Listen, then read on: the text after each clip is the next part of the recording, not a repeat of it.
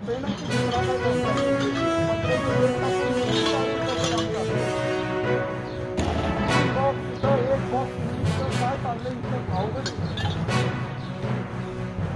राज्यात परिस्थिती राहिली नाही पाहिजे भविष्यात लोकप्रतिनिधींना अशा प्रकारे उतरायला लागू नसतं.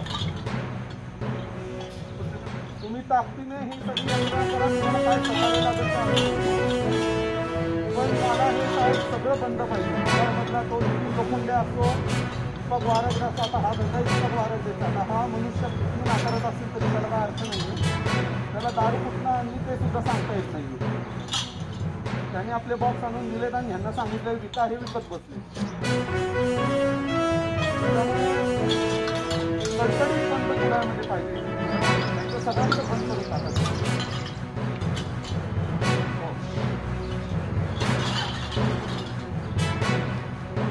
चालेल. कुडाळमध्ये आज एक जागरूक लोकप्रतिनिधी म्हणून मला ज्यावेळेस कळलं की 15-20 दिवसांपासून इथे एक अवैध धंदा दारूचा फोफावत आहे, त्यानंतर मी माझ्या सहकाऱ्यांबरोबर आज इथं पोलीस यंत्रणेची वाट न बघता धडक कारवाई केली व हा दारूचे 3 बॉक्स व बराचसा हा अवैध माल जो सगळा पकडला आहे तो पकडून आज पोलिसांच्या हवाले आपण आज करत आहोत.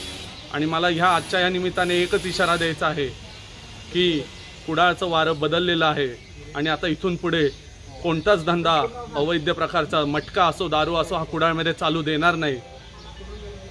येता आत्ताचा जो निकाल लागला त्यानंतर हे रामराज्य कुडाळमध्ये जे आलेलं आहे ते आता असंच राहणार. मागील 5 वर्षामध्ये ज्या पद्धतीचे अवैध धंदे इथं फोफावले होते त्याला पूर्णविराम लावायचे काम मी माझ्या सहकाऱ्यांबरोबर आजपासून चालू केलेलं आहे.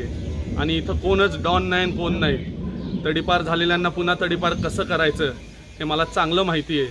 त्यामुळे ज्याने त्यांनी आपलं कातडी वाचून इथनं पळून जाण्यातच धन्यता मानावी, अन्यथा कुणाचीच गय केली जाणार नाही. धन्यवाद.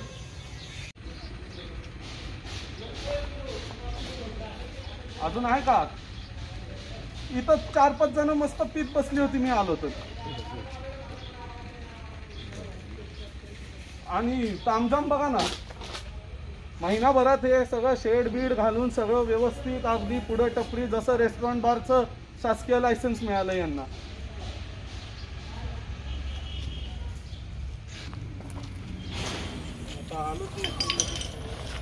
फोन लावा, तुम्हीच करा बाबा.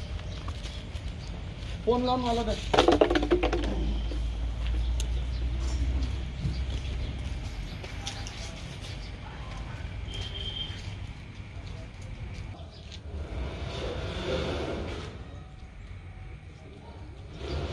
आता इथं सगळं झालं, आता लवकर या इथं.